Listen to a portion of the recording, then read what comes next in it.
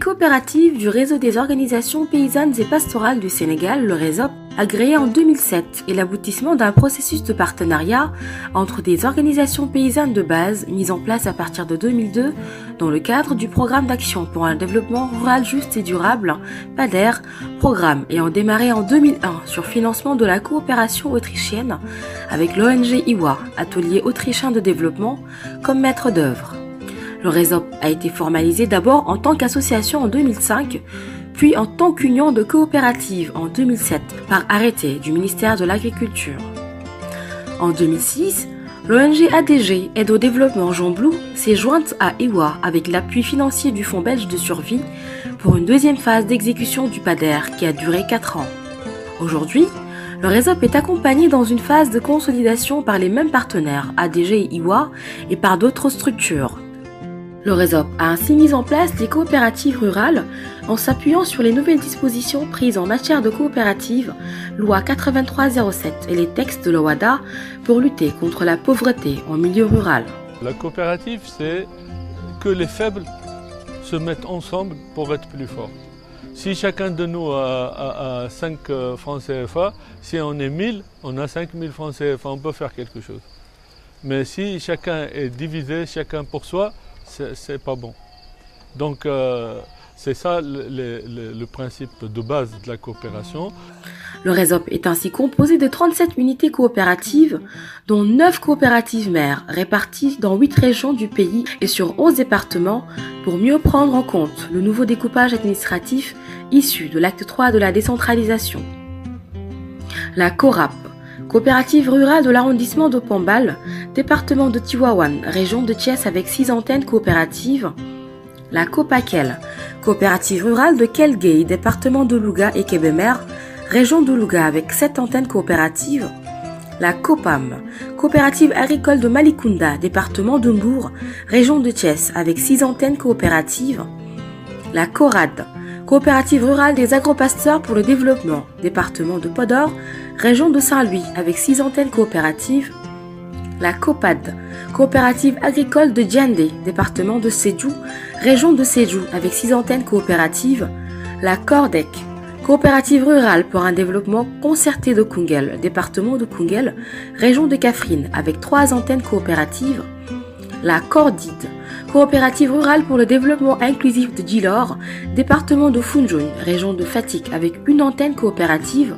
La CORDIM, coopérative rurale pour le développement inclusif de Missira, département de Tambacounda, région de Tambacounda avec 1 antenne coopérative. La COPEDELSI, coopérative rurale pour le développement local de Sibassor, département de Kaolack, région de Kaolack avec 1 antenne coopérative. Les coopératives du RESOP offrent les produits et services suivants: vente et production de semences certifiées, vente d'intrants et équipements agricoles, d'élevage, de pêche, commercialisation des excédents de production et produits de consommation, appui, conseil, formation, autres. Dans le domaine de l'agriculture, en plus des semences certifiées données aux producteurs, le RESOP a mis en place un dispositif d'encadrement technique constitué de conseillers agricoles pour un encadrement et un suivi rapproché, permettant ainsi aux producteurs de bénéficier des retombées des recherches agricoles et booster ainsi leur production. Cette politique agricole se fait en collaboration avec les représentants des services étatiques de chaque zone, mais aussi avec des partenaires. Le rôle du conseil agricole dans le processus de production s'arrête au niveau de former les producteurs dans le respect des itinéraires techniques. Vous avez pour toute culture là, des itinéraires techniques à respecter. Par exemple, il faut faire le labour à telle date, il faut semer à telle date, il faut faire l'engrais à telle date, ainsi de suite. Maintenant, notre niveau, nous, conseil agricole, c'est de venir appuyer ces producteurs dans le respect des itinéraires techniques et respecter aussi le calendrier culturel. L'objectif, c'est de booster la production agricole. Parce qu'auparavant, les paysans ont constaté vraiment des rendements vraiment dérisoires. C'était de 800 kg à 900 kg à l'hectare, ne serait-ce qu'avec le mil et le sorgho.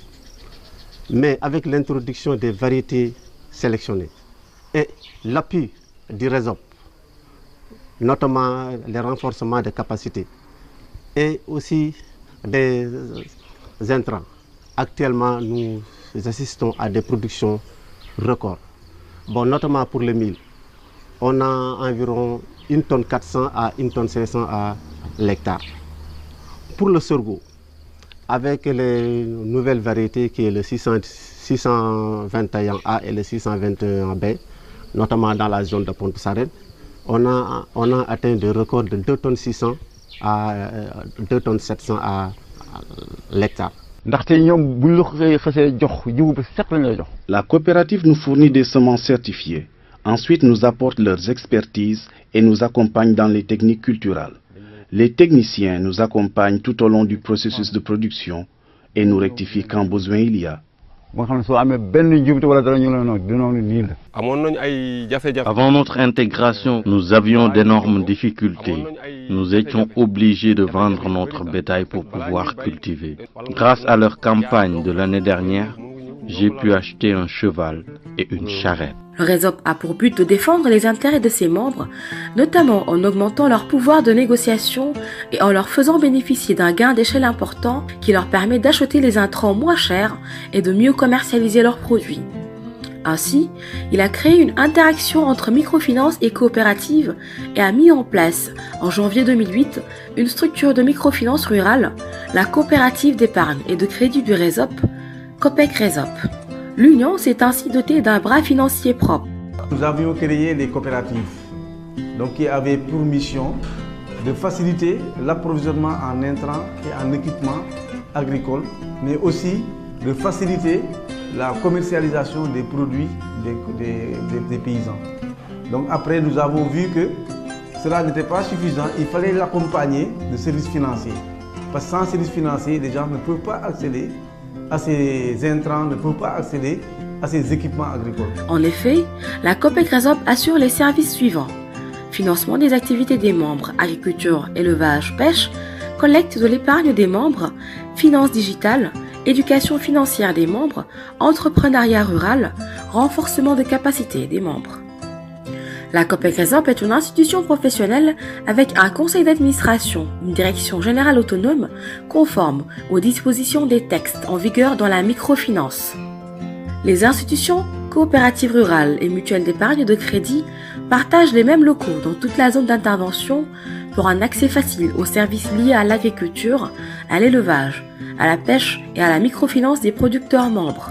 Il suffit tout simplement de faire un crédit au niveau de la COPEC pour pouvoir bénéficier de tous ces intrants qui se trouvent au niveau de la coopérative.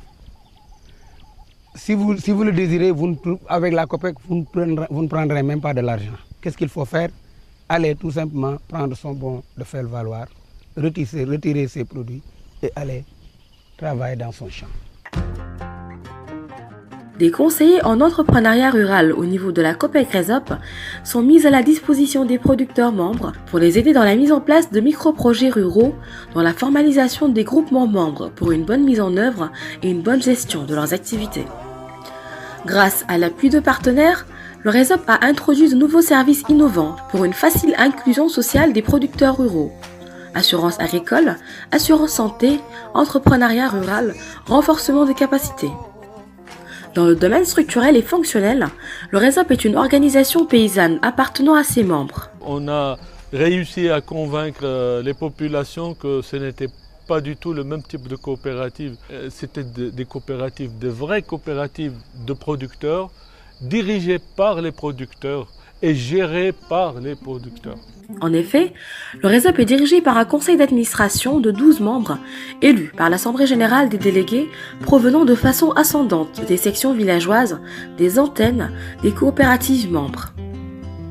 Dans le cadre de la bonne gouvernance, toutes les instances sont renouvelées chaque année et des audits internes et externes sont organisés par les directions du RESOP et de la COPEC RESOP pour assurer un suivi régulier des comptes, assurer une bonne transparence dans la gestion et respecter le principe de la démocratie, facteur de cohésion.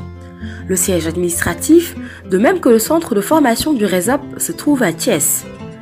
Le personnel propre à l'institution est regroupé au sein d'une direction administrative et technique, DAT, qui, sous l'autorité du conseil d'administration, assure pour les coopératives membres des services d'appui technique, de contrôle, de coordination d'activités d'approvisionnement et de commercialisation groupée. La DAT accompagne le conseil d'administration du RESOP dans ses tâches de représentation et de plaidoyer. La dynamique féminine, lieu d'expression des femmes du RESOP, compte plus de 42% de membres équitablement représentés dans toutes les instances du système. Nous voulons que les femmes soient présentes, qu'elles soient responsabilisées dans les instances de décision, qu'on n'oublie pas leurs besoins pratiques et stratégiques.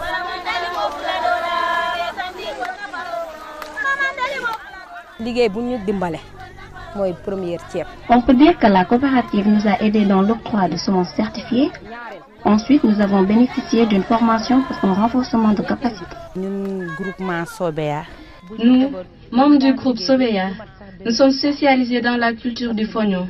Auparavant, nous ne cultivions qu'un demi-hectare, mais aujourd'hui, grâce au réseau, nous avons atteint les 12 hectares et nous avons même l'ambition d'acquérir un tracteur. Nous envisageons d'exporter nos produits.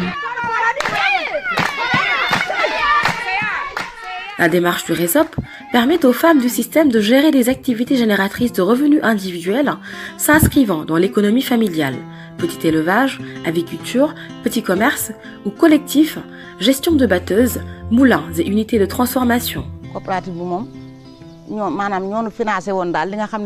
C'est la coopérative qui nous a financé pour l'installation de poulaillers. Ensuite, elle nous a formés à l'élevage des poulets. Aujourd'hui, nous en sommes à l'élevage du bétail. La CORAD a vraiment changé la mentalité des peuples. Les femmes ne vendaient pas le lait, mais présentement, les femmes commencent à vendre le lait. Et pour avoir le crédit aussi, c'était une chose très difficile, mais facilement, on peut accéder au crédit et dépenser, faire des financements et tout. Le RESOP a mis en place un collège des jeunes ayant les pouvoirs de participer aux fonctions électives des organes de décision et bénéficiant d'un statut particulier pour le financement de leurs activités. Le collège des jeunes est représenté dans tous les conseils d'administration des coopératives membres et même au niveau du conseil d'administration national.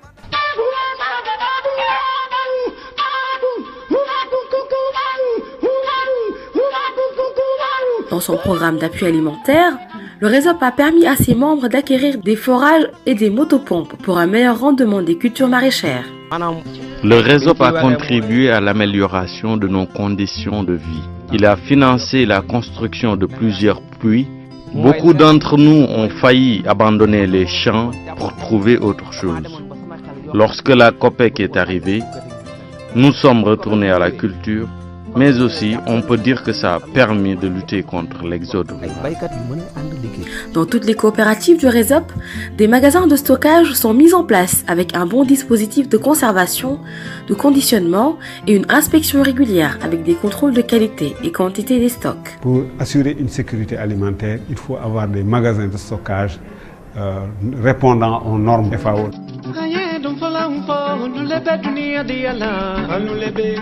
Le RESOP, c'est aussi la formation d'auxiliaires en élevage en rapport avec les services d'élevage des régions d'intervention. Partout dans les grands centres de vaccination, il y a des auxiliaires qui appuient nos agents à vacciner les grands animaux comme les bovins, mais également les petits ruminants. La structure contribue pour beaucoup à l'atteinte des objectifs. Je pense qu'il n'y a pas meilleur fleuron que le RESOP pour justement visualiser que la coopérative agricole nourrit le monde. Parler du RESOP dans ses impacts sur le plan social, économique, environnemental est vraiment très apprécié par les services techniques, par les populations, par les collectivités locales, mais également et surtout par les autorités administratives. Et ce qui ressort de nos analyses, c'est que le RESOP doit répondre à un défi important. Comment rester sur sa vocation sociale, rendre service à ses membres, tout en étant économiquement ultra performant, parce que l'équilibre est à ce prix, l'équilibre financier d'abord, mais aussi l'équilibre de la qualité des services qu'il fournit à ses membres. Il n'est de pire ennemi qu'un membre déçu. Et le grand défi du RESOP, c'est de rendre des services de tellement bonne qualité que le nombre des sociétaires, le nombre des membres va continuer de s'accroître et que le nombre de membres satisfaits va continuer de s'accroître. C'est ça qui va être la piste d'avenir. Ne jamais négliger l'économique au profit du social et ne jamais négliger le social au profit de l'économie. Comptant plus de 40 000 membres répartis dans 8 régions du pays, aujourd'hui, le RESOP œuvre pour une autre démarche, pour un mouvement coopératif sénégalais rénové.